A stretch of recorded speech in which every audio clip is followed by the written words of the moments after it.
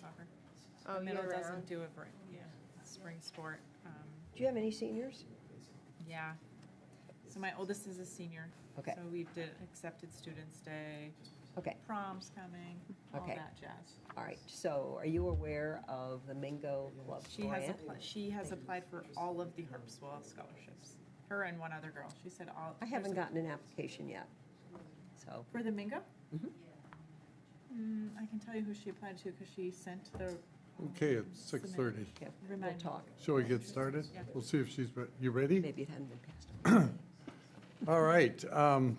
Welcome, everyone, to the Planning Board meeting of Wednesday, April 15th. My name is Dan Holbeck. I'm the Vice Chair of the Planning Board, but in the absence of our chair, I will be acting as chair tonight. Let's begin with the Pledge of Allegiance, and then we'll proceed with the agenda. I pledge allegiance to the flag of the United States of America and to the republic for which it stands, one nation, under God, indivisible, with liberty and justice for all. All right, we have a pretty straightforward agenda tonight. We have one item of new business, which is the Harpswell Heritage Land Trust, and an application for a new non-residential wharf in a resource protection district. So before we get started, we have to establish a quorum and introduce people. Shall we just go around and just tell us who you are? I'm Debbie Forrester. I'm Dan Hoback. Courtney Snellings. Heather Allen. And I'm Margaret McIntyre, the town planner. Okay, I believe that both Debbie and Heather are associate members of the planning board. No, you're a full member. I'm a full member. She's You're a full member? Well, Lori, Yeah, she took Lori Lori's- Rice. Yeah, she kind of got, Well, you see, that's what happens when I miss one meeting. yeah, Is Jim an associate? yeah. Yeah. Okay, as an associate, you're a voting member tonight, Yes. which establishes our quorum, so we can proceed. Okay, no items of old business, so the first item of business is our new business item 260401 Harpswell Heritage Land Trust, map 79, lot 31, 0 Birch Road. This is a site plan review, consideration of an application for a new non-residential wharf in the Resource Protection District. Margaret, would you like to get us started on this? Yeah, so this application came to us from Flycatcher, and they applied for a new residential wharf on a property that is owned by the Land Trust. And because it's a new non-residential structure, it has to go through site plan review. And then the more I kind of looked at it, the whole property is a non-residential use that had not gone through site plan review before. So I thought it was really interesting. The change of use occurred maybe 10 years ago, or I can't remember exactly when it was bought. Okay. 2016. I yeah. think, Yeah. So there was this change of use that didn't get approved by the planning board, and now they want to add a new non-residential structure, and it seemed to me that kind of that opens up the whole lot for review under site plan review. Does that make sense? Yeah. Okay. Can I ask I have many questions. Yeah. Okay, so I looked in the site plan review ordinance, and I did not see how to change from residential to non-residential. It was not very clearly put in there. A search didn't come up with anything. How in the heck would you know to do that, and how would you do it? I'm wondering. You would apply for site plan review? So, I couldn't find anything unless you had a non-conforming structure. I couldn't find anything about that in the site plan review ordinance. okay. So I wondered, So the site How plan would you review know? ordinance applies to the following activities whenever they occur in town. this, for the wharf, it would be the construction or placement of any new structure for a non-residential use, including accessory structures. Okay. So that captures the wharf. Right. And then the establishment of a new non-residential use or the expansion of an existing non-residential use, even if no structures are proposed, including uses such as gravel pits, cemeteries, golf courses, campgrounds, and other non-structural, non-residential uses. So I think that would kind of cover the property itself. And then you have, And what number was that, please? in the site plan review ordinance, it's section 3 under applicability. Thank you. And then you have the conversion of an existing structure in whole or in part from a residential use to a non-residential use except for home occupations, and so that would be the shed. So you kind of have like the grounds, the shed, and then you're adding a wharf. But the shed, nothing's happening with the shed, right? It's just there and predated Harpswell Heritage is Right. getting it. So that, I don't see that's in their bailiwick because it was But it an changed use. existing structure. It changed use from residential when the previous owner had it to non-residential when the land trust opened their. Huh. So even though nobody resided in the shed, it still changed from residential to Right, the non-residential. use changed, because it was, and it was Okay. accessory to a residential use, now it's Okay. accessory to a non-residential use. Thank you. Yeah, so I think that it's one of those things that would have been easy to fall through the cracks had they not wanted to add another structure, and so it kind of opens up this whole review Yeah. process. It just would have been easier if it had gone through site plan review before, because then all we would be doing is talking about an amendment. Well, that's one of the reasons why people end up here. So, Yeah. okay, but before we do that, I think we have to start as a preliminary matter to determine whether the application is complete. Sure. And we have a set of submission requirements, which are shown in the supplemental application. The date I have on this is April 9, 2026.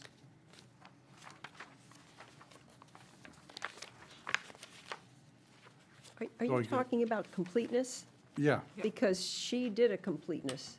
No, that came from the applicant.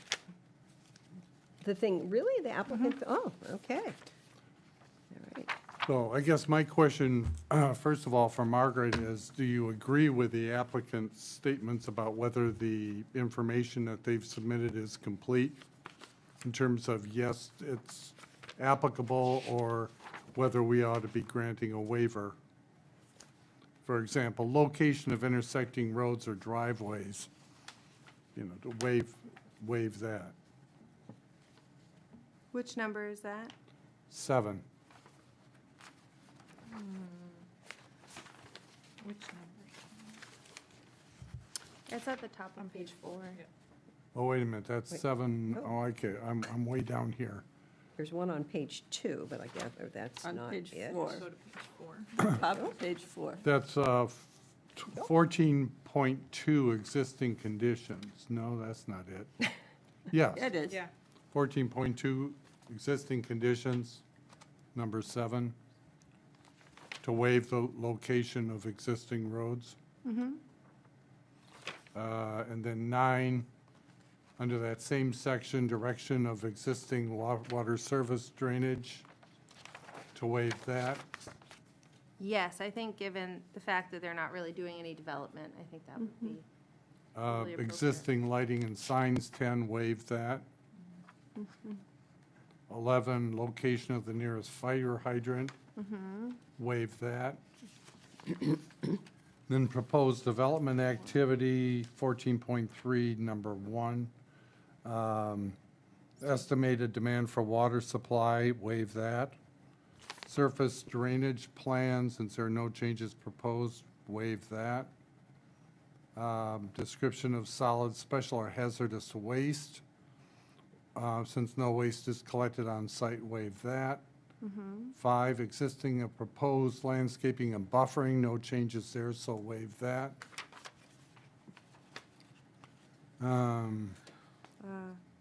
8 is not applicable, location, proposed signs. 9, location of exterior lighting, no changes, so waive that. Location of utilities, no changes, so waive that. 12, estimate of the amount, type of impact of peak hour or daily traffic, that's a good one. Waive that. 13, stormwater calculations, since there's no change, waive that. And I think that's it.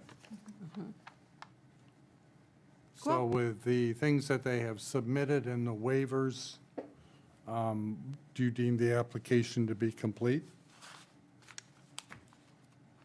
Yes. You thought about that for a moment. Yeah, because I kind of think it goes back, I have questions about the shed. And so, but yes, I think the application is complete. Okay. Yeah. I just wanted to make sure that we establish that the application is complete before moving on to other things here. I mean, Okay. do we have to go back to the fact that it was not specifically changed from residential to non-residential? I mean, you mentioned that, so. That's where I think it gets a little complicated, because we're approving, like retroactively, a change of use and also the new structure. But we can talk about that after we deem it complete. But that isn't a question about the completeness Right. of the application, that's just a question of how we act on it. Okay, so, Well, the application is just for the wharf, it's not for the change of use. Right, the Right. problem is that Assuming the change of use. it should have been, Right. there should have been something before this, so that's Right, I why I said, do we have to understand, go back? yeah, and the reason why we go through this is that there are some times when applications come through that are missing some very essential parts. And rather than going through things, a lot of discussion before we have a complete application, it makes sense to make sure that everybody at least starts on the same page. Okay. Do we need a motion for that? Okay. I would move that the planning board finds that the application is complete. Is there support? I'll second that. Discussion? All those in favor? Oh. We have to, Complete, including the waivers granted. yes, Okay. Then I'll list the waivers in the notice of decision. very good, thank you. Discussion? All in favor? No, we can't do that, because we have somebody Yeah. online, so we have to do it by name. That's where I was going, Oh, sorry. yeah. We- So sorry. Okay. Because we are doing a Zoom meeting, all in favor, say aye. Aye. Aye. Debbie Forrester, aye. Dan Hoback, aye. Courtney Snelling's aye. Heather Allen, aye. Passed unanimously. Thank you. Okay, now let's get into the meat. So when I get an application, this one came to us because the wharf is technically in resource protection. And I wanted to kind of explain how we got to that conclusion, because it's not intuitive how we determine that it's in resource protection.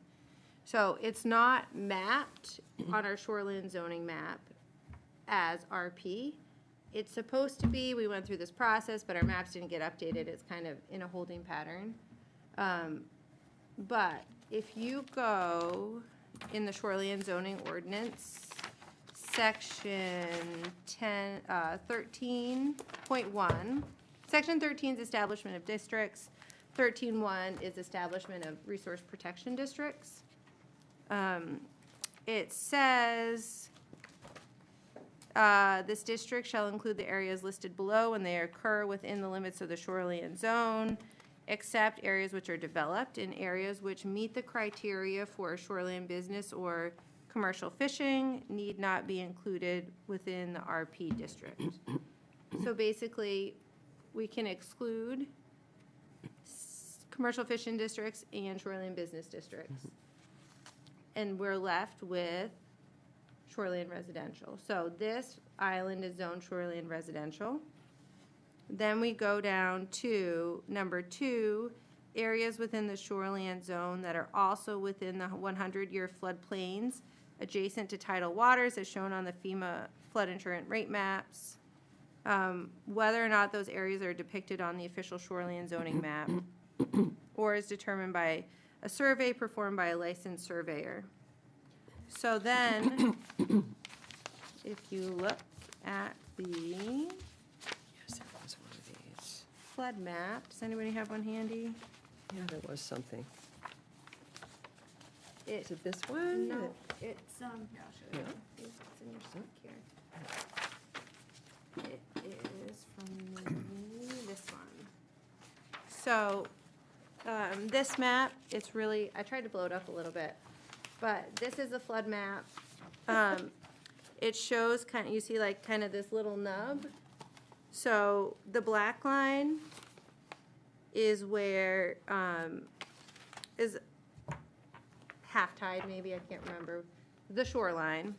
And then the white line is the boundary of the flood zone, so it's where the flood zone is going over the land. Does that make sense? So it basically shows this whole area in the flood zone. So where the dock's gonna go is in the flood zone, where the shed is also in the flood zone, and where they're landing, and I don't know if that's where your camping area also is in, I don't know where you have a camping spot there, but all of that kind of heavy activity where they expect people to land and come ashore is all in this flood zone, so it's all zoned resource protection. Okay. So that's kind of where we started. So we got to the point where we know this whole little peninsula is resource protection. So then I went to the land use table in the shoreline zoning map, Yes. which is section 14. And if you go to Yep. number 18 on the list, non-commercial piers, in resource protection, they're allowed with planning board approval. So we know that we have the authority to grant, it's allowed use in RP, and the planning board has the authority to review that, not the code officer. Right. So that's how all these wharves and RP end up with us. And then, when we talk about the change of use from residential to non-residential, that is, for the land trust, it would be institutional, which I can read you the definition of. Yeah, that's 15.5. I saw that today and was concerned, as well as 15.6, small non-residential facilities for marine, scientific, or nature-related purposes. Both of those say no for resource protection. Right, so institutional is a nonprofit or quasi-public use, or institutions such as a church, library, public or private schools, hospital, or municipally owned or operated building, structure, or land for public purposes. So I think that I would say this falls under an institutional use. A land use for public purposes. And when I got to that, it says, like as Courtney just said, an institutional use is not allowed in RP. So I got a little bit hung up on this idea of the use, the change of use. Yeah, and that's kind of where I wanted, I think to decide to allow the more, the change of use, can we allow it in the RP area? Is that a good, like looking at the big picture, is that where you want to direct the use on this property into an area that should be protected? In terms of use, what do you typically think of when you think of use? What do you mean? I mean, do you think of use primarily as anything that goes on there? Or are you thinking more in terms of what can be built there? I think both. Okay.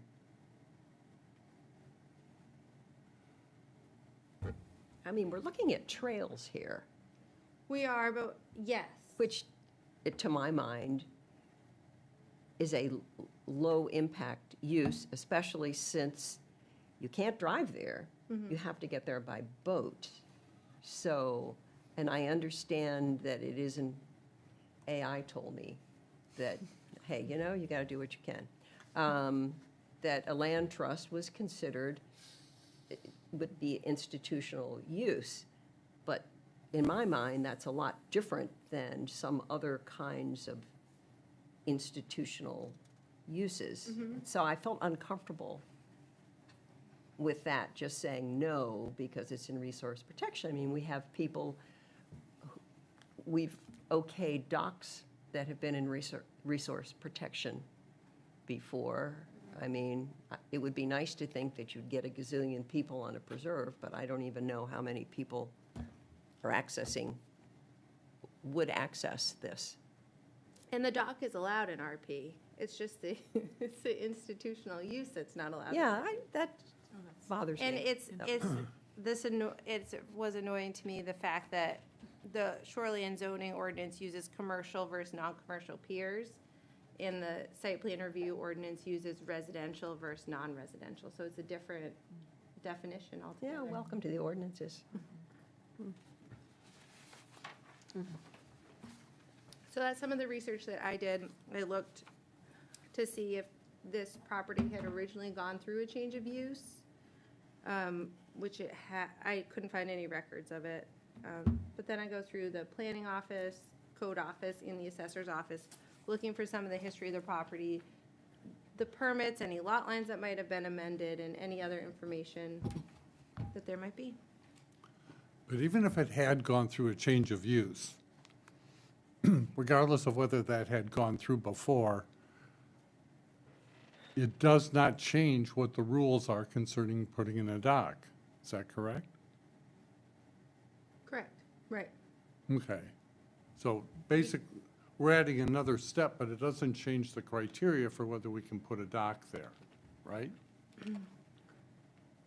It does not change the criteria under the shoreline zoning ordinance. Right, because the shoreline zoning ordinance allows a dock to be an RP. But not for an institution. Right. That's where we're hung up here. And what would the rationale be for allowing a residential dock as opposed to not allowing an institutional one? It's the use, not the structure. So I'm assuming it would be, this is just my guess, heavy use, because you'd expect an institution to have heavier use than someone living in a house. Even if they have 30 people over Right. for the summer, it's still, Where do you want to direct the public here on this preserve? Do you want to direct them? All their use is directed into this area that's supposed to be protected. I see what you're saying, the dock is going into the resource protection area, and there may be other alternatives. Well, that and the shed, and this is where everybody's encouraged to congregate and gather on this property, where in this area that's not supposed to be used in this way.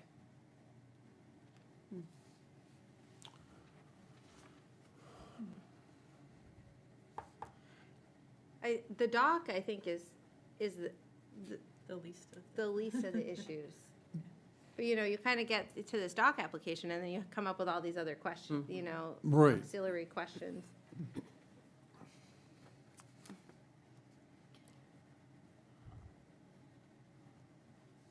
And Well, if the dock were to be built on the north side of the property, would that's not resource protection? I think a portion of it is, because it's gonna be in the flood zone's gonna come over the land typically for some amount, some distance. Right, and here the line is very close to the land. I don't know. So I think it is your question whether the dock could be relocated outside of a resource protection zone? Yes, or to not such a, outside of such a large But that doesn't, resource protection zone. Yeah, because if it wasn't in resource protection, I think it would change things up. Because it's the RP column wouldn't we're the looking shed at. still be in the same place? Well, we're not, Okay, okay. let's not talk about the Okay. shed. I think the shed is a question of mine, that is for sure. Maybe we start with the applicant, and there's lots of questions. Okay. Yeah. What, all right. I can provide it. Okay, you've been patiently waiting. Okay. We don't even I know. know this was going to be more of a workshop base, but I can just provide a quick update. Thank you. I'm Kelly Waddle with Flycatcher here on behalf of the applicant Harpswell Heritage Land Trust, who is proposing to construct a dock on Birch Island, which is the Helen and Walter Norton Preserve. The project purpose is to construct a safe dock to provide visitors better access to the preserve, as well as boat access, which they do not currently have. The dock would consist of a 6-foot wide by 20-foot long pier, which would be pinned to ledge, a 4-foot wide by 50-foot long seasonal ramp, and a 12-foot wide by 24-foot long seasonal float. The pier has been designed to avoid and minimize impacts as much as possible to the coastal wetland.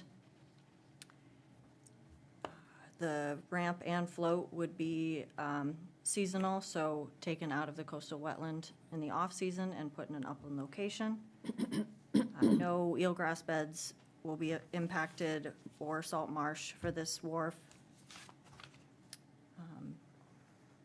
Yeah, it's a pretty short pier for the area, and it's also in the same exact location as the previous dock was.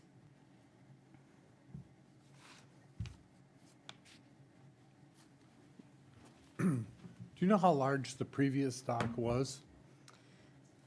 Based on aerial imagery, I'm pretty sure it was, I actually don't know the exact length, do you know? But we tried to keep it fairly similar. Okay. I have another question about the dock. It looks to me like the previous dock was it just a seasonal ramp and float, but you're adding a fixed pier, is that true? Right, yeah, I think the safest way to go from that upland to access the shore would be to put a permanent pier there. Gotcha. That makes sense.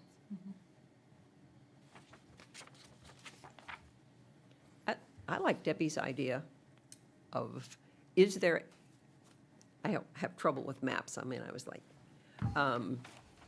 is there a place on the property that is not within resource protection?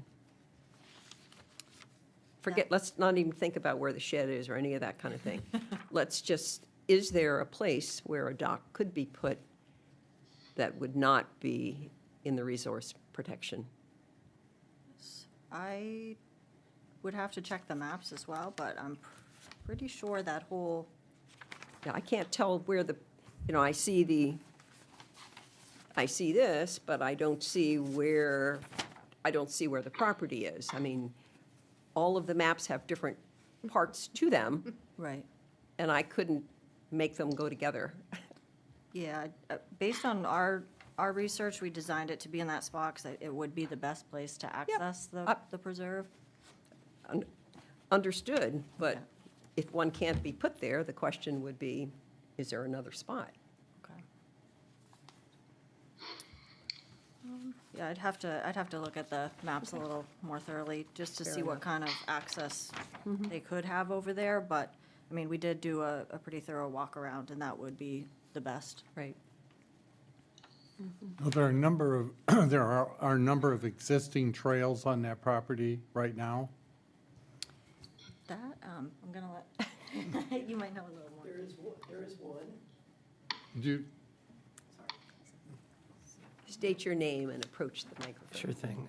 Matt Newberg, Harpswell Heritage Land Trust. There is one loop trail, just one that sort of loops around. and where does that loop, well, there, I guess my question is, does that loop naturally end where you're talking about putting in the dock?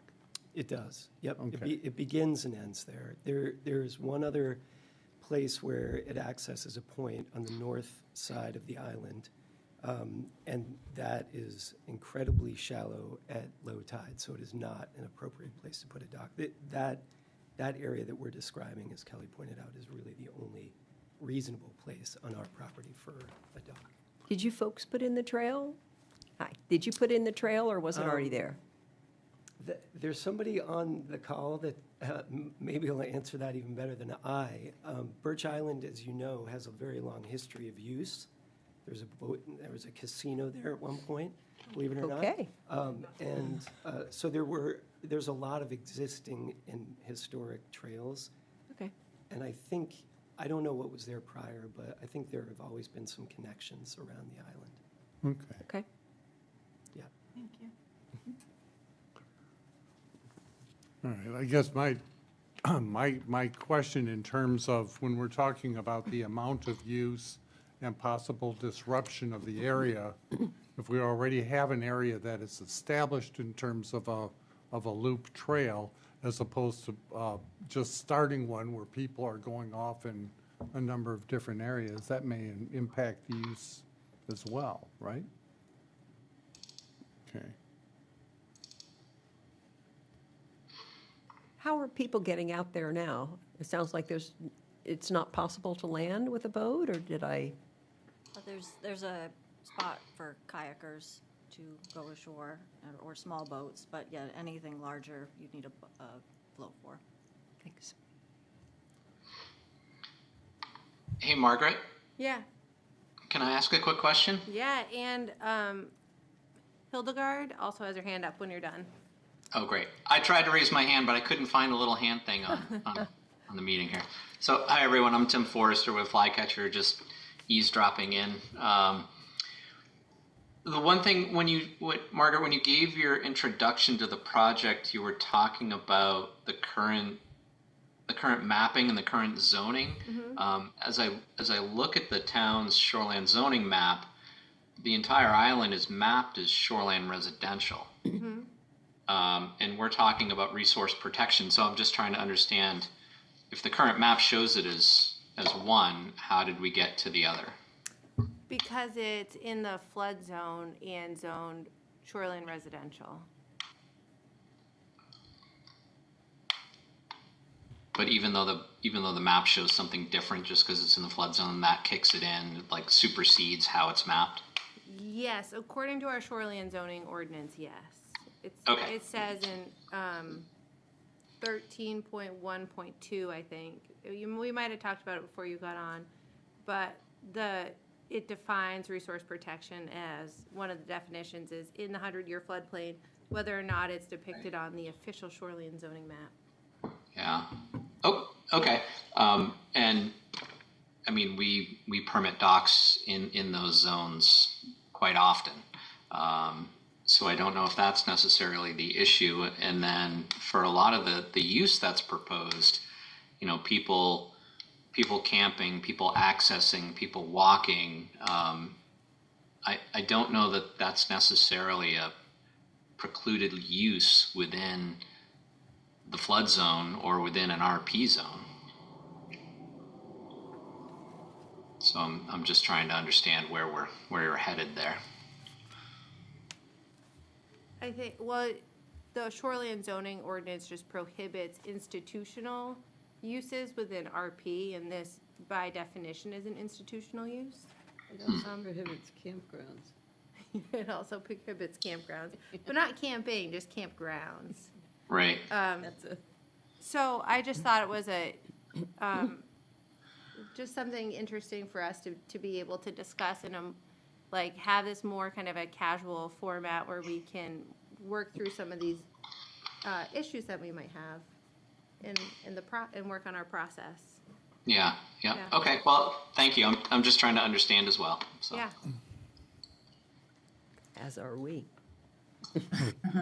I might be able to shed some light on this. I own the property that's south of this, and there as somebody said, I think from Flycatcher, there used to be a dock there, exactly in that same spot. And there's a metal kind of a pier structure. the dock was rotting, and that's why it was taken out. It was, it was not safe anymore. And so when the land trust decided to just remove the wharf had already been removed, and this was the pier going down to it. And there was a little bit of a platform on the top. It's quite a steep drop off, which is why the ramp has to be as large as what they're talking about.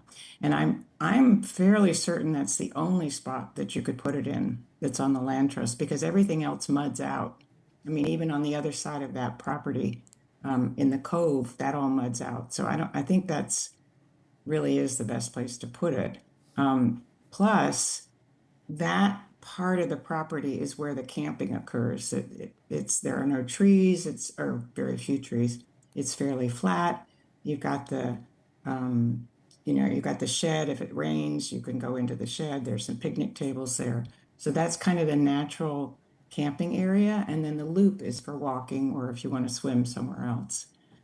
People do come there now, even with motorboats, but you have to be really careful of the tide, or you spend a long time there waiting for the tide to come back in. So it's mostly kayakers, I would say right now, or people walking across the island.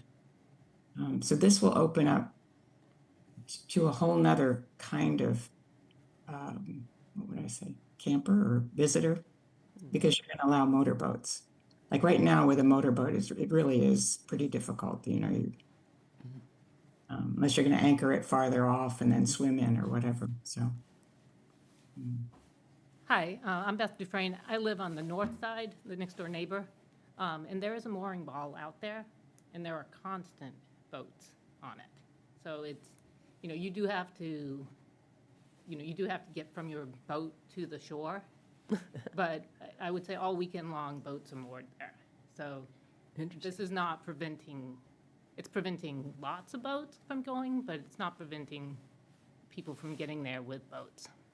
You're saying there's a mooring there now? I'm not aware of that. Yeah, that's a mooring ball. Where? The beach, it's halfway between our property and the beach. So, we're on the north point. So with a little finger in the drawing. Mm-hmm. But there is a mooring ball there that is used all.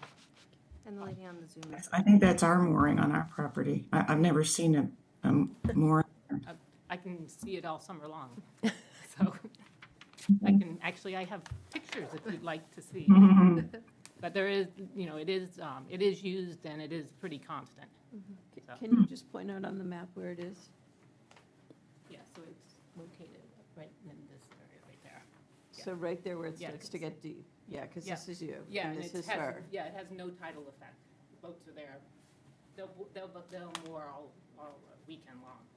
Okay. Okay. Go to see this? Sorry, I like maps. Yeah, so we're this property. Okay. And so, And she's saying the mooring ball's out here, right There. where it hits Okay. the deep water. All right. Yep, I can see it, thank you. Okay. Thank you. You see it too, right? I'm sorry, can you just share a little bit more information about, not just about the mooring, but I guess as an abutter, what your feelings are? Because I'm not sure if you're saying you feel like it's going to be worse or better. I'm not opposed to the dock itself, Okay. but I am opposed to the unmanaged dock. And the reason I say that is, the usage goes up.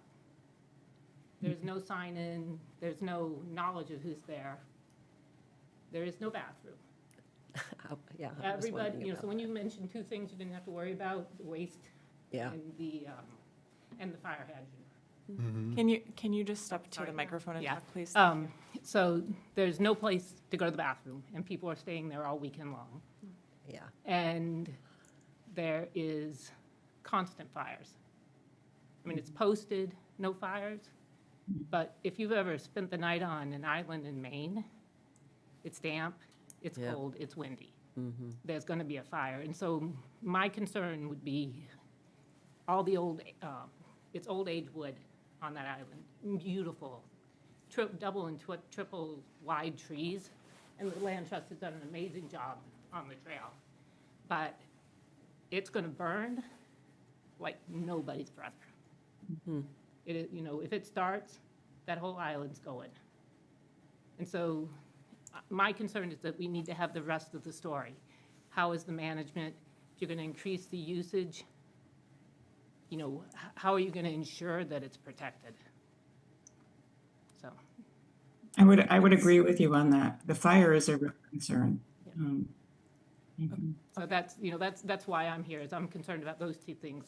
The Land Trust has been a great partner. I mean, we love what they've done with the trails, and glad to have people come, but those two things. So I just want to make sure I'm understanding. Your concern is that it might bring more people that would be unsupervised. It will definitely bring more people. It will Okay. definitely bring more people. But there's still currently people coming unsupervised. I'm just trying to understand. It's just frequency. If Okay. if you have 3 people coming, you have a chance. If you have 30 people coming, you have a higher chance. Yeah, gotcha. And so, and you have, little mounds of toilet paper, right? That's gonna, every national park that doesn't have this is what, it's got, people go to the bathroom. That is a concern. I was gonna ask that. My fire hydrant and my waste disposal. Well, Check. if people are spending the night, that's the issue. If you are on a trail that's on land and you're thinking, well, I need to go home now, so I can use the facilities. But I am concerned about camping there because, It's just, and again, we expect everyone to be respectful and follow the rules. It's cold out there on the weekends, on the nights, it's cold. It's a lovely island, but it's cold. And damp. And this goes back to the whole thing about it wasn't changed from residential to non-residential, so these things weren't considered before. Right, they would have, in a perfect world, they would have already Right. been discussed. Okay, Okay, thank you. thank you. I do just want to point out, it is a fairly small dock, mostly just targeting, visitors of the island, day visitors, probably more likely. And it will provide, it'll follow ADA standards, so, handicapped people can access the island now as well. And I'm assuming maybe boats may be moored off and not necessarily, I don't know, or anchored off and swam in or kayaked in. But I see that still happen. I think this would just be a place where people can access it safely. And I don't know if you had anything more to add. Yeah, I sure do. Matt Newell, and I camp frequently. Both of this island and Little Birch Island, which is just to the north, are both on the main island trail already. So they are monitored by the MITA stewards routinely. In fact, I even want to back up a step further and just say that in all the times I've been out on my boat going past Birch Island, never seen a fire. I'm not saying they don't happen, but there were words used like constant, okay? There are not constantly fires burning on Birch Island in that site. And then there are definitely not constantly people camping there because, as I say, I've gone by many, many times in my boat to camp at John and Susan's spot just north of there, and there hasn't been anybody there. So, I don't want this picture to be portrayed of Friday through Sunday evening, there are people camping at this location. That is not true. The other thing I want to say is that the whole concept here is actually to increase the accessibility of that preserve, right? So what worries me and what I'm hearing is people wanting to limit access to this coastal resource. And, having grown up in Harpswell and knowing how little access there is to the coast, this concerns me because what I'm hearing here tonight is that if this were residential and we were to sell this to some private landowner, they'd not only be able to build a nice big home up the hill there, but they'd be able to have a dock and all kinds of other things, and nobody would care because it's residential. What we're trying to do is actually make this more accessible to people that can't go over the side of a boat. So somebody maybe like my 89-year-old mother who would still love to go out and visit a preserve but can't get over the side of a boat would only be able to do that if she could get on a dock, right? Or somebody in a wheelchair, okay? And so when this project came to us, it was one of the specific purposes was to create an ADA-compliant dock that people could access via wheelchair. So part of this is Flycatcher's work, and we have also had this design reviewed by an outfit called Outdoor Access Solutions. They are looking at the ADA compliance. They have looked at this. If this is approved, our hope is to improve the trail out there, a section of it very much like this one, right, which is a jewel, the Cliff Trail, accessible trail. We would like to create a section of the loop to be similar to the Cliff Trail. So the idea is to increase access. We don't necessarily want people camping there, and we would be happy to entertain maybe outlawing fires. We would also, the dock is not going to be permitted to be used overnight.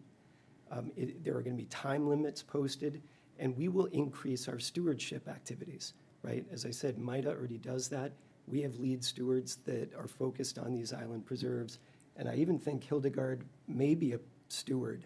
So we have some neighbors who keep an eye on it for that, for those purposes, because certainly we don't want fires out there, and we don't want human waste.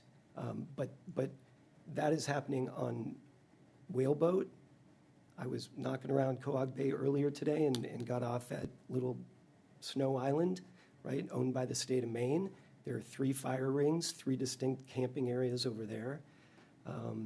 That's going to be a problem anywhere. So we're happy to help manage those situations. So hopefully that helps with a little bit more of like the background and why we're even doing this project in the first place. And as I say, I don't know if you can waive, I know we're, sort of going through rules and ordinances and things, but as I say, the notion that if we were not, quote, an institution, this would all be okay, I have some real problem with that, because as I say, I think you're essentially allowing, single homeowners, right, to monopolize our coastline. I think just if it was a residential use, there would be significantly less traffic, going up and down than an institutional use. And I think it's the intensity of the use that matters in this case. And Presumably. I don't think people are talking about preventing use, but I don't hear you saying how you're going to control things. Are you planning to put in latrines to deal with the waste problem? I mean, that's a real problem that will exist whether this dock goes in or not, because it already exists. Same with fire. I mean, you put up a sign and say no fire. How are you going to police that? I hate to use that word, but how are you going to be sure that people follow that? And I'm not hearing addressing the problem. I'm just hearing that you think that by asking the questions, we're trying to prevent No. use. I actually did say, I said we were going to increase our stewardship activities, which is monitoring the site, and that MITA already does that, right? But what does that mean? That means sending. Well, someone will be there twice a day on the weekend, someone will go by, or, what does it mean? You'll make sure you get out there twice a month? I mean. How often is Mitchell Field, like, is there somebody there? You're going to I put have no idea. I'm Okay. not trying to compare this to Mitchell Field. Well, but you're asking a question about monitoring, right? And I answered that. We're going to increase the stewardship. We're going to I don't increase know the what the present visitation. stewardship is, so I don't know what increase means. Currently, it is a weekly monitoring that MITA does. Our stewards that are on the island all summer long, I presume, are probably out there daily, if not every other day, right? Checking the sites, and if there were major problems with human waste, we would have heard about it, right? I didn't hear one complaint from anybody on Birch Island last summer about fires or human waste. Not one. Do you think I would have if there were some? I don't know. Probably. So we do have a plan to increase the monitoring of the site. And, again, the main island trail is designed on basically, the good intentions of those people using it, right? And I've gone out to Whaleboat and some of the other places where people camp, and people will go out there and anchor and paddleboard in, and I've bumped into families of 6 from South Portland that come to Harpswell specifically and camp on Whaleboat and the Goslings and all of that, right? And yeah, you have to hope that those people are going to be good stewards of those resources, and not everybody will. But my experience, I go out to these places routinely with my family. I don't see large piles of trash. I don't see white flags all over the trails. And I also don't see a lot of people out there, right? So yeah, absolutely, the use would increase, perhaps. I mean, single That's the resident. goal of the project, is to increase. It is, of course it is. So yes. Yeah, so it is going to increase, but as I say, I don't think painting a picture of all of a sudden there being droves of people out there is really terribly accurate. No, but we do have to think of, unfortunately, like a worst-case scenario. I mean, something that said camping forbidden, or overnight camping forbidden, or probably there would be fewer fires lit if people weren't camping overnight. That's just my thought. Right, but Yeah. camping overnight is allowed now. Right. And it has been for as long as that preserve has been there. Maybe it shouldn't be. Well, maybe, but again, I'm just, I haven't received any complaints about fires. This is Thank where we God. get in trouble because of this. The use changed without review, and so now then we get into this problem where we're like chasing our tails a little bit. Yeah, I have Yeah. one other question about Yeah. that. So Yeah. anytime the land trust acquires a property, does it need to go through that process? I think that it depends. I really think nobody's going to care, really, until somebody comes in and says we want to put another structure on it. I think that it would be good practice to have it reviewed and documented, that we are saying that we agree with all these things. I think that really it's just about the shed. Right. From Really, my, I don't think anybody's going to care if people are tromping around out there. Technically, it should have gone, but I was just going to say, from my experience of being on here for a year, I think it might be easier for you in the long run, depending on what you decide to do in the future, if you just did a site review plan when you acquired land. That's Or that's when you like my open up preserve. recommendation, yeah. the only one, as far as I've been around, the only one that's been to the planning board that I know of is Tondro. Reed went when they put in the driveway, the parking lot. right. Yeah. It might not be generally known. If I were you, I probably would not have known there was something I should be looking into doing, which is, Right, you couldn't find it earlier. right, So- it's hard to find in the ordinance, quite frankly. So, And the one thing I do like about going through this process, probably nobody likes it but me, but it gives the abutters an opportunity to have a voice in the process, and that I feel like is really valuable. What we say is valuable, but also like letting the abutters know what's up, what's happening, what's your plan, and having everybody on the same page about it, I think is super valuable. It's a good process. Obviously, your abutters know because they're stewards of the property. Okay, I'm looking at this, trying to see where the prohibition is for a non-commercial pier. There is no prohibition for a non-commercial pier. Really, I think the pier is not that, it's the fact they're an institution and can't have I, a pier, a dock in resource protection. it doesn't change the rule, so, but I just would like to speak to this for just a moment. I think there's a valid point in what I do. There might be complaints, but there's not complaints to me a lot of the times, and there are a lot of residential people in Harpswell who use their individual homes in different ways, and so I'm not saying we need to bend a rule or change, but I think the dialogue of kind of thinking about what he's saying in terms of access and if versus a residential that could build a big house and have fires and have their friends camping.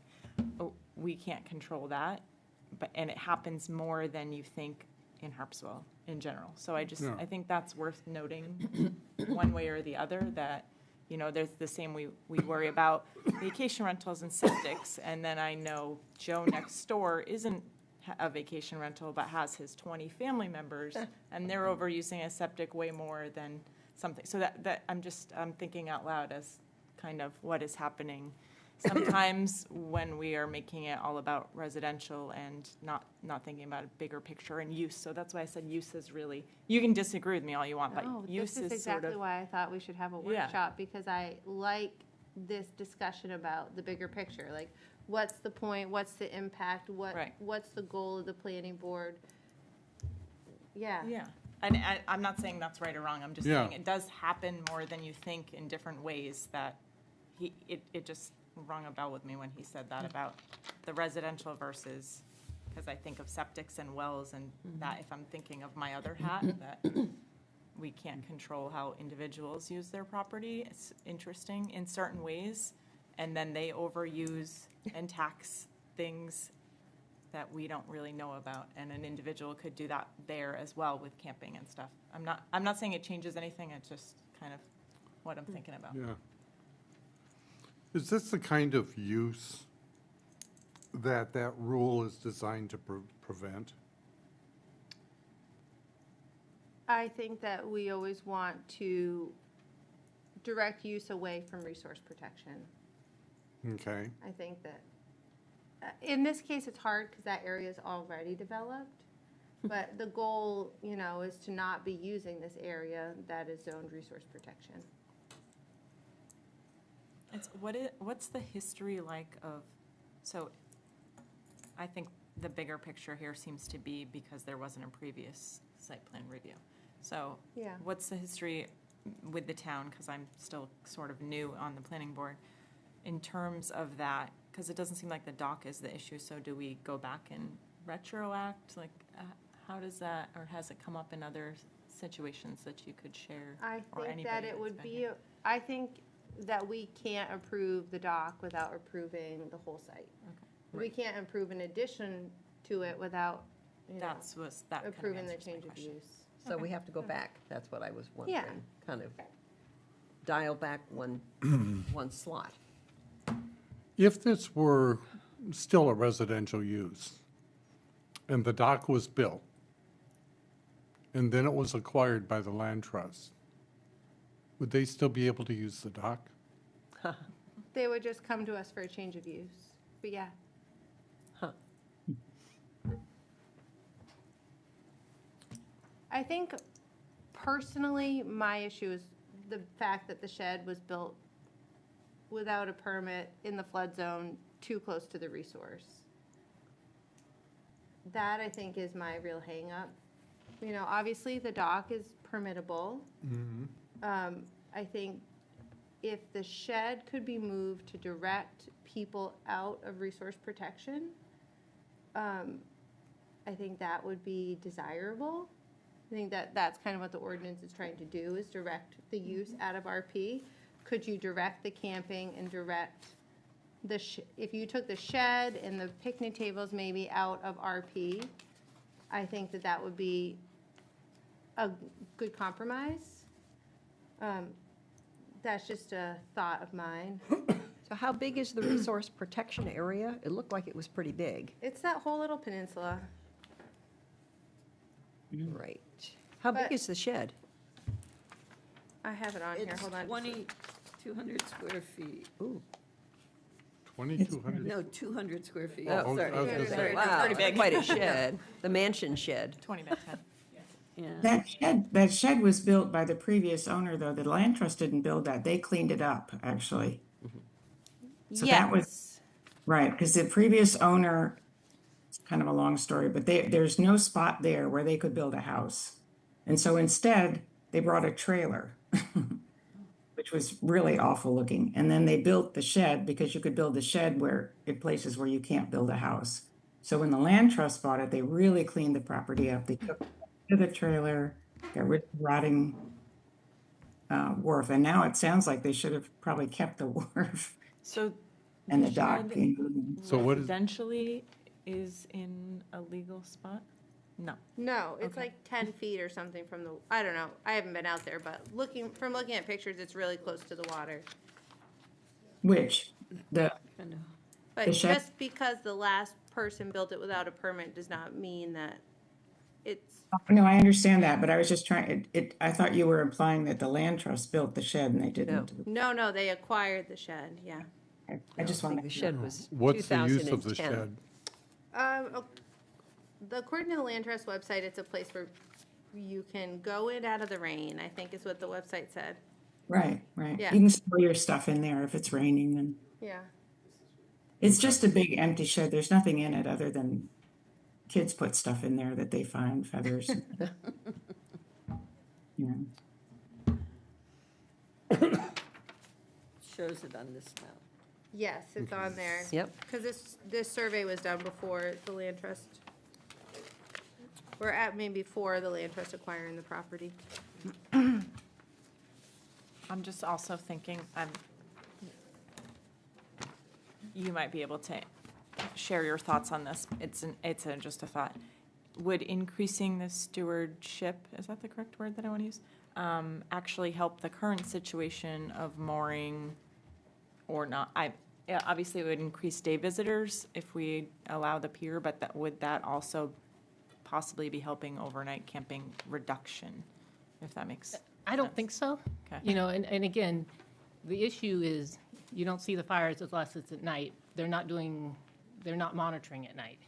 I do have a picture, and again, it's from 21, but we do not want to be the patrol. You know, we also have tried to be a good neighbor and just like not complain. Yeah. Because what are we going to do about it? When we have people that kayak up to our dock and say, would you mind if we put a fire there tonight? And I go, you know, we say the ordinance, I mean, the land purely says no fires. You need to talk to the land trust. That's not us. But, you know, but like I said, they are, and you can see evidence of ashes and stuff. And so, you know, I think that if there wasn't camping, it would be less of an issue, because I don't want to stop people from coming there. Again, it's beautiful. We invite people there because it's so beautiful. But it has to be responsible. Somebody's got to be responsible for it.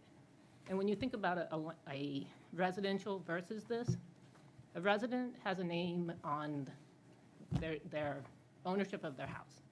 If there's an issue, they will be held accountable. There's no sign up, there's no names, there's no accountability. You know, and it will come back to the land trust, but honestly, you know, that's just gonna be so messy.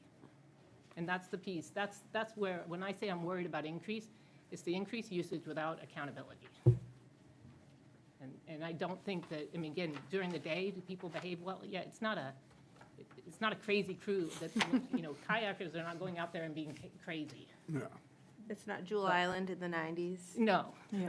And it hasn't, I mean, COVID was a little crazy. There were, you know, we'd have 5 or 6 boats in that cove during COVID, but, you know, everyone's going back to doing all the things you could do before COVID, so that's, outdoors doesn't have the same appeal.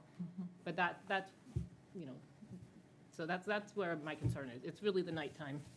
Okay. Thank you.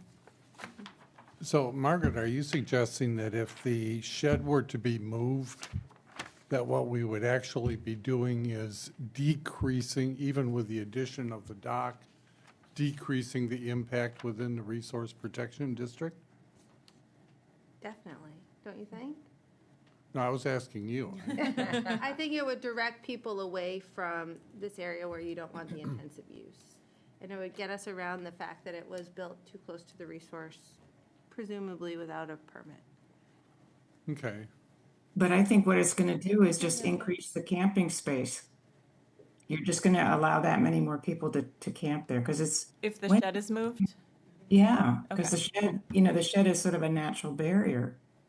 And you take that away, that's where people camp. That's where, I mean, most of the people I think that I've seen anyway. And it's often different families. It's not necessarily one big party. So they'll stake out their claim and put their tent up. And I think you're just, I mean, I don't know why that's not going to minimize the use of the space, I don't think, by removing the shed. Yeah, that's a good point. We're still stuck with the institution problem. I Right? think that if the shed was moved out of RP, I think that would move like the institutional use out of RP a little bit. Okay. Because then all people are doing is like walking across the property, you know? Okay, Instead so of if we had, engaging in the institutional use in RP. Does that make sense? Oh, okay. yeah. I mean, So you're distinguishing between an institutional ownership and an institutional use, right? I think I would think, but I like Heather's side comment she just had to me, but if you moved the structures out of RP, that would maybe move some of the use out as well. Right, because people will go where the picnic tables are, they'll. Or the shed, they'll- or- yeah. Where the shed is, they'll. My side comment was, I think we needed a site walk. A Yeah. site visit. well, Yeah, I think I you're just right. in thinking about the shed being moved versus not being moved, but we don't. Yeah, it's really Haven't been there. difficult to, It's hard to say if that would increase camping or not camping. Yeah. Not that I don't trust either of the ladies over here, but okay, have you You can't given any even thought put it- to, Oh. you know, a lot of these things just kind of come up at these meetings. Have you given any thought to the location of the shed or moving it, or? I mean, I think that we would consider just removing it or entirely. I mean, I think that was on the table at one point. It was, yeah. Yeah, and they went out maybe 3 years ago and put a new roof on it because that was, deemed necessary. But again, I think understanding why we are doing this in the first place, I think the dock would probably be more important to us than the shed. Yeah, okay. well, if you have a beautiful piece of property and, I mean, the and shed- want people to be able to, Yeah. access it. I mean, we saw this with the Clark Cove issue Right. that was on the ballot because so many there are people who are on the water and great, but most people are not and cannot access places like that. And certainly, it's good for Harpswell if we're able to make that happen. But I am concerned about overnight camping and what that can do. And people do have to use the bathroom, It's, I don't know whether, of course, who wants to get involved with putting a porta potty, then you have to have the thing pumped out. But, Yeah, I mean, I would think if. that's endemic to the whole. Right. yeah, that seems. But if nobody system, were yeah. sleeping there, there would be less chance of an absolute necessity for that. I mean, What about that? Yep. What about the idea of the site walk? I think it's a great idea. I think this is a place that it would probably be really valuable for us to see the site, see how it's developed, how it's used. Exactly. Yeah. how come we didn't have one? Mostly because the weather this time of year is unpredictable. And so, Want to vote? yeah. Harbor Master's boat, maybe? The harbor master can only take up to 6 or 8. The harbor master boat is really small. I think we had talked to you guys maybe about you shuttling us. Is that true? Yep. The harbor master can take a couple, but probably not the planning board and the abutters and the land trust. So, I have a quick question for you. Sure. And maybe Margaret, this is actually a question for you. The difference when people are camping on a different island, whaleboat. So is that residentially owned or does the town own it? I just feel like I should know this. I've camped on many of those islands in my younger days. Versus here, because the land trust owns it, is there a difference in terms of what our expectations are for taking care of it? If there's overnight camping and those types of things. I'm just trying to wrap my brain around all that. and I had a similar question. Yeah. And this is just maybe from my understanding, but what other preserves on islands have wharves? Is that typical, atypical? Is this gonna be kind of a special situation? I mean, well, we don't own any wharves, but like, for instance, Booth Bay Region Land Trust, they own, not only do they own several recreational wharves, they actually own a commercial fishing wharf. So we've actually been talking to them a lot about the idea of, how's it going? How do you maintain this? I feel like we've heard about that. What's that? I feel like we've heard about that maybe when we talked about housing trusts, maybe? Yeah. Yep. So they have a lot of experience in wharf ownership. It certainly isn't, I mean, we would probably see this as a one-off. Like, I do not think we are going to start installing docks on all our preserves. But we really see it, again, the people behind this project had been talking to Main Island Trail Association, and their one goal is to increase access to main islands. And I think it's very much like what Courtney was saying. The spirit of this is, isn't it lovely for all the people who own waterfront property or have a place on an island or have a boat to be able to do that? And there are a lot of people in Maine who don't. And so, what we would see doing is actually guided birding tours. We would do some programming to bring groups of people out there with guides and so on. And truthfully, I think we would be open to the idea of if people were concerned and thought that this site should be camping prohibited, I think we'd be open to discussing that for sure. As I say, it is currently on the Main Island Trail. And to your question, Heather, I don't know if we're being held to a different standard, but the Goslings, those can be reserved. I mean, there are people, you go to the Goslings and, that anchorage is full all the time. And there are lots of people, paddleboarding back and forth to those islands. I don't know if there's a privy there or not. But, there is this, the spirit of island camping is you carry in and carry out. You use wag bags, it's not super fun. Right. But if you're doing it the way you're supposed to, it's a carry in, carry out situation. And that applies to all of these, including the state-owned properties over in Cohog Bay. So,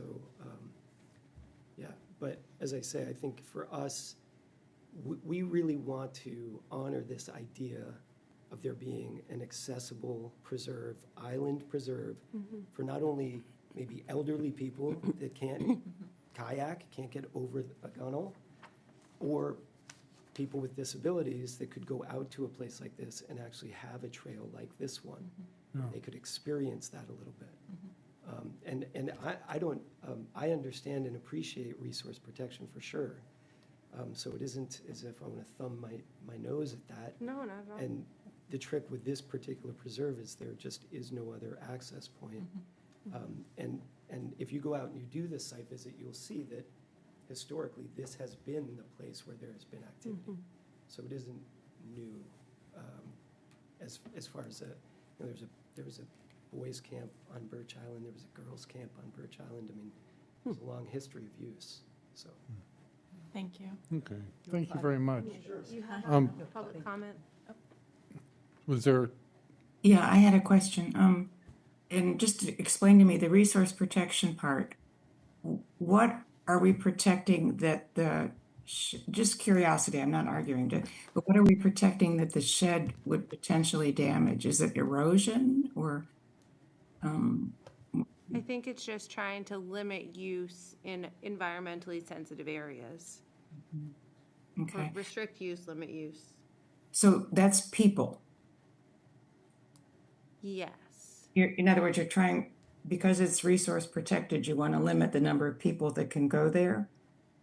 And the shed, but I think it's the intensity of use, yeah. I I still don't understand Are how you the. thinking, Margaret, that people would congregate more by the shed and that is part of Well, the? the first standard in the site plan, so site plan review ordinance, we looked at section 14, which is completeness. Section 15 is the performance standards. And the first one is 15.1 in the site plan review ordinance says, the plan for development must meet the dimensional requirements of basic land use ordinance or shoreline zoning ordinance pertaining to lot areas, setbacks, and permeable surface coverage, structural height, and frontage. And the shed just doesn't meet that. So if you moved it, then we would get rid of this non-conforming issue and then maybe draw some of that intensity of use outside of this environmentally sensitive area. That was just a thought, an idea, but I think that an idea of a site walk is really, Yeah, really helpful. And also, I think that if the board could kind of give me a temperature on how you guys are feeling, I can work on draft motions before we reconvene next okay. to talk about. So is it the consensus that we'd like to have a site walk out there? I would. So, Yeah, Okay. Well, why don't we, why don't we do that? And, you know, are there any other, have you identified any other major issues that we should be discussing tonight before we go? I haven't really, I think it would really be really helpful if the land trust provided a statement or something saying what the use is out there, Okay. what the intent is behind adding the dock, kind of some of the standards of what they expect from people out there. Yeah, I think having that in the record would be really helpful, because Yeah, that would pretty help us much. all know where they stand. yeah, pretty much putting in writing what you've talked about Yeah. tonight. Just to Exactly. have it on the record. All right, well, hearing that, then why don't we schedule a site walk? And then put this on the agenda for next month following a site walk. Does that work for your timeline? Sure. Cool. is there a point in having a change of use application put in?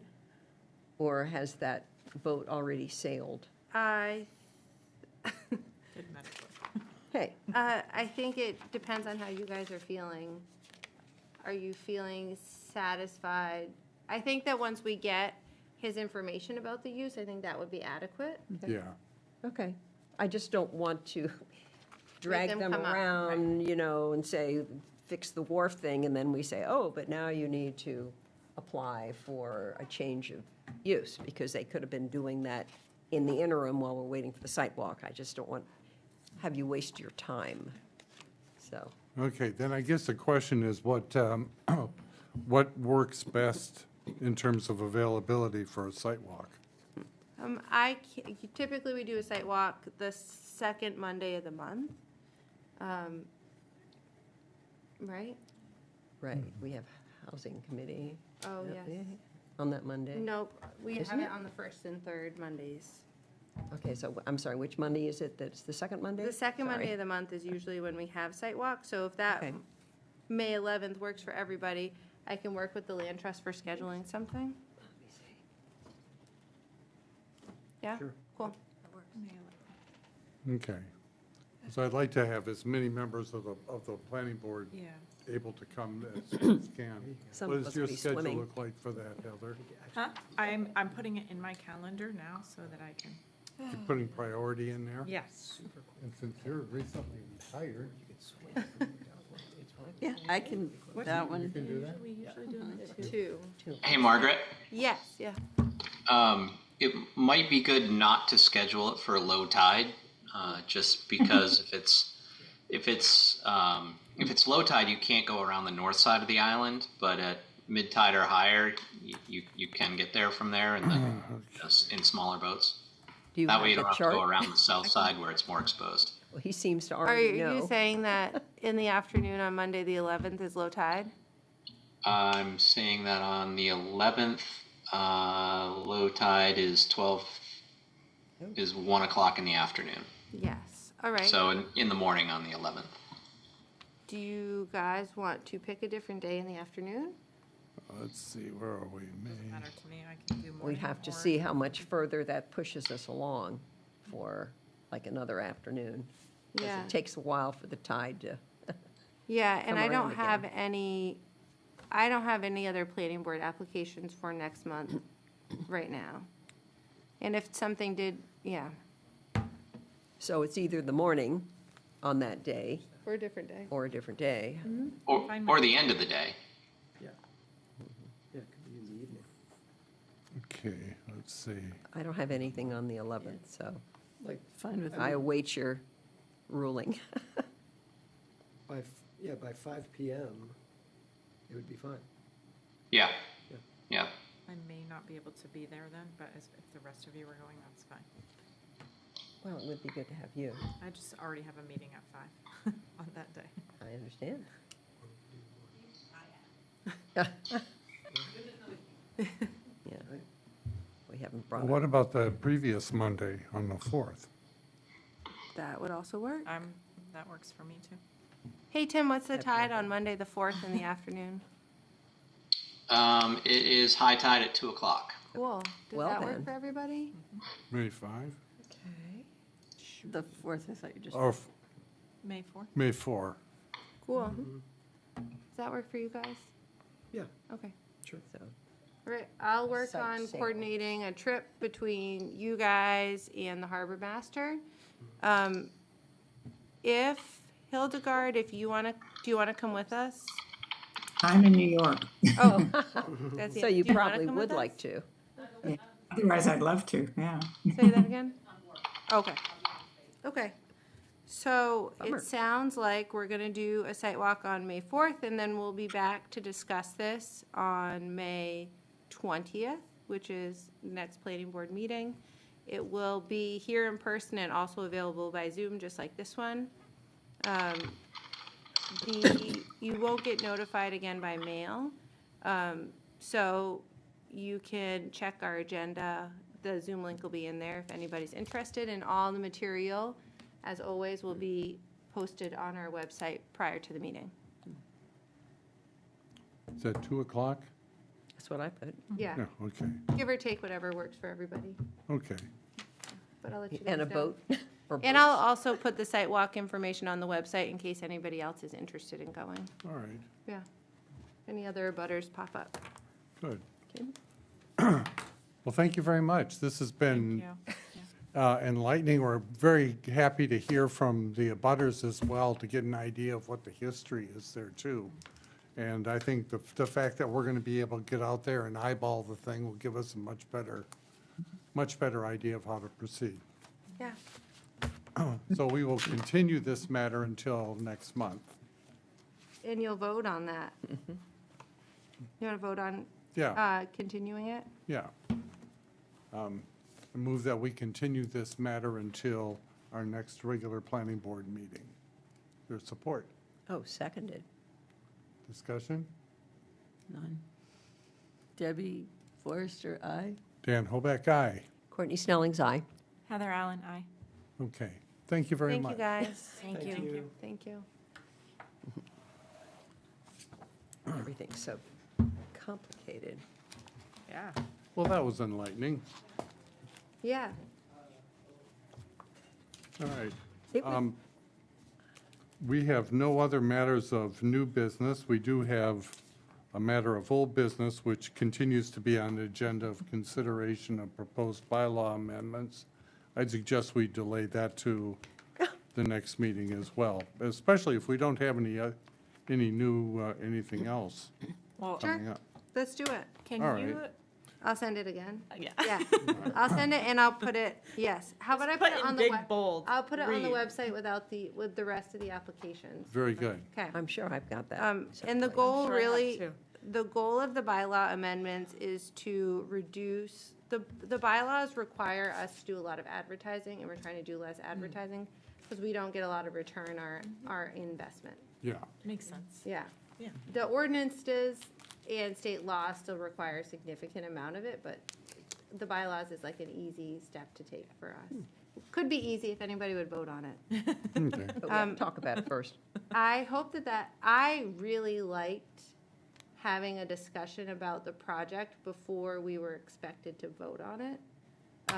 I found that really beneficial. This was a unique situation, but I think that if this is kind of something that you guys like, I would love to be able to have like without people coming in and expecting to get approved at the same meeting for site plan review, having a discussion and really understanding the scope of the project, I think is really helpful. Well, the only, this is a really unique situation, which really made it good as a learning curve for all of us. I'm just thinking that if we were to use this process with everything, we'd have to take a late night snack, because it would. Site plan review. You missed the last meeting, yeah. Yeah, Yeah. yeah. I was Sorry. had oatmeal under the table, and I was picking it up and eating a bite every so often because I literally didn't have time for dinner. But I think this is a I never matter had where time we for dinner can, before where we this. kind of triage the applications we have. And if they're fairly standard things, we can kind of go through it. Yeah. But to let an applicant know that due to the complicated nature of this, we're not going to be, we will likely not make a decision at the first meeting. But I- that will Yeah. have a discussion similar to this one. I would say especially the ones that you want us to have some ownership on thought, like, I Yeah. feel like we come in here a lot of times and, Margaret, what do you That's think? 'cause You know? Margaret- 'cause I know, Margaret she's knows very smart everything. and That's really the good at problem. it, but there are complicated ones that I think we need some ownership on, so she doesn't get in trouble if I don't mean Yeah. trouble is not the right word, but Yeah. that, the complicated ones make sense to have more of a discussion. It Yeah, was I don't know. okay for one. If I had Yeah. 3, Yes. that I couldn't have Yeah. handled it because I spent hours Yeah. looking Yeah. up stuff and Yeah. checking what's an institution and other, That's a good point, too. other applications that we'd had where we'd approved a resource protection dock and Yeah. what the circumstances were. I mean, I was down a lot of rabbit holes. Sounds Yeah. like me. Yeah, well, Yeah. but you're good. But, And I'm this just is like- also a good way of getting these kinds of discussions out in front of the public. Yeah. And also, when we're looking at areas where we need to either clarify or streamline the ordinances, that give us a basis for doing that too. Yeah. And I know you're thinking about that maybe a little too, aren't you? Always. I'm Yeah. always thinking about Yeah. that. That's Yeah. always job one. Okay, do you have any announcements? Or I a didn't planning even- report? I didn't even think about announcements. I don't think so. I don't think tonight. Oh, okay. Yeah. Anyone else?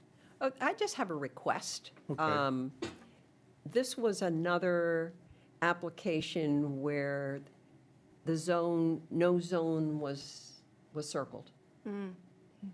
The actual one that I got, no zone was Totally. circled. But the one online had shoreline protection circled, which was weird.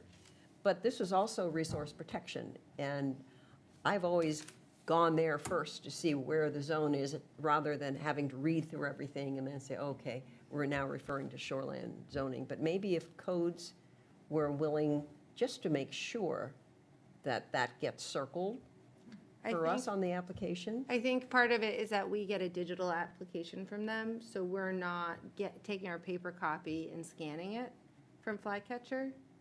We're getting just a Okay. PDF. Because there was another one recently, I don't remember whom it was from, it's just that it needs to be there. I totally agree with you. It's foundational information. I mean, maybe there's a way that something could be bolded if it's online. Yeah. You know, something that could be done. I'm sure we can edit the PDF too to circle it. Yeah. Yeah. Okay, I just wanted to bring that up. Totally. It's One other thing before we adjourn is, one thing we're going to have to do at the next meeting is do the election of the officers as well. Since Amy is going to be no longer here.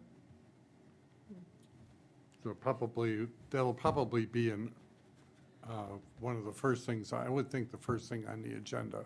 So, Yeah, okay. every committee is going to have to do election of officers. I'll we tell need you that another in our person, bylaws, don't this we? is not very exciting, but in our bylaws, it calls for a secret ballot. We always do it by hands, but would you guys be okay with doing a secret ballot? Sure, Sure. Cool. I kind of feel like that is a good process. yeah, Yeah. absolutely. Cool. I'm gonna bring some little piece of paper then. Very good, little post-it notes. Yeah. So we need another member, do we not? We are short one. There is Because you have Amy's, another application. Oh, is there somebody else who's We applied? got another application the same time we got Debbie's. Okay. So I can see if she's still interested. Oh, okay, that'd Oh, I be thought terrific. There might be one more, is there Oh, not? I don't know. I don't Okay. always get notified. Sometimes, Well, because my 1-year associate was up, so I talked with Tina yeah, on the phone, so I don't remember the person's name, but. yeah. You did re-up, right? Okay, very But you- good. But you're only looking to be an associate still, is that correct, or no? No, Oh, Huh. you'd like to Yeah. be a regular member? it's better if I can vote. I just mean I'm more, I'm like sitting here not like, oh, I don't get. Okay. And I obviously am a detail person, like what's the ordinance say, what's the compliance with the ordinance?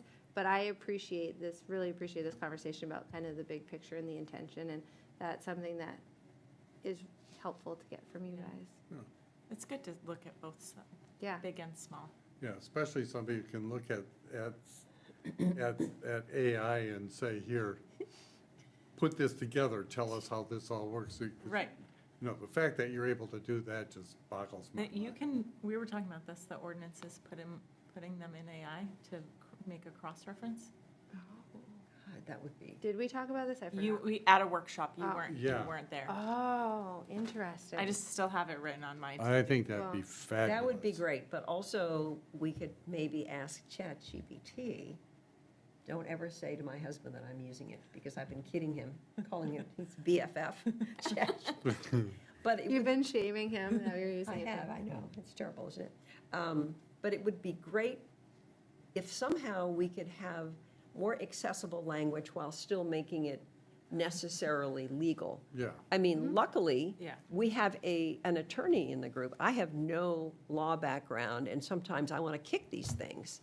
We and could have, sometimes you want to kick me because we could have used you last meeting for that, because it was a, It's like, well, it's especially, since this is tax day, you realize that according to the tax code, that all individuals are persons, but not all persons are individuals.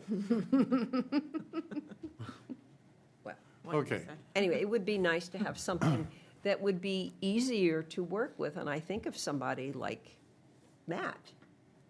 Somebody gives you a preserve for the land trust, how wonderful. Who's going to think, oh, I need to have a change of No use one. here? I Nobody. wouldn't know. That's why I feel like a little bit of Nobody. grace in Yeah. knowing that, Oh, yeah. So is there a change in tax status, though, when it changes from residential to non-residential? probably. Probably. I bet So the do land they trust have doesn't pay tax, do they? Change in, but they'd still This is a have to nonprofit. register if they don't pay tax.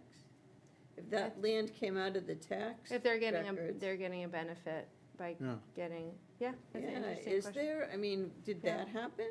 I can't imagine they're paying I think taxes. some of it's probably in, part of it is or was in tree growth, which is a tax program. Yeah. Are we talking about the Nortons now, or? Yeah. Yeah. Well, yeah. All right, I'll entertain a motion to adjourn. You'll entertain it, or you're making a motion to adjourn? Well, I'm an entertainer. Why, so you are. Okay. I move we adjourn. Is there a second? I'll second that. All in favor? Aye. Aye, because there's nobody You're on there. adjourned. Yeah. 8:03. All right. Cool. So your child's name is? Julian Allen. Margaret, I just leave this here? So I'll have to ask her, because she Okay. came home all in a panic. I forget the, No need to panic, but No, she no, no, I'll does just tell need you- like 2 letters of rec. yeah, Okay. Okay. she submitted her application, but I forget the, Did you do it to the I'm counselor? sorry, I- this meeting no, is it's, longer than I it was wanted. in some program that submitted it, and she went to hit enter to find her other reference, add her other reference, and it submitted it. So she came home and I helped her look up the Mingo Club, and she emailed the person that it said it was going to. So I'll have to find out who it was. I'm the one that's supposed to come to. Oh, that's interesting. I know her and another girl, Catherine Kelly, have applied. She said they're the only 2 from Harpswell that have applied. No,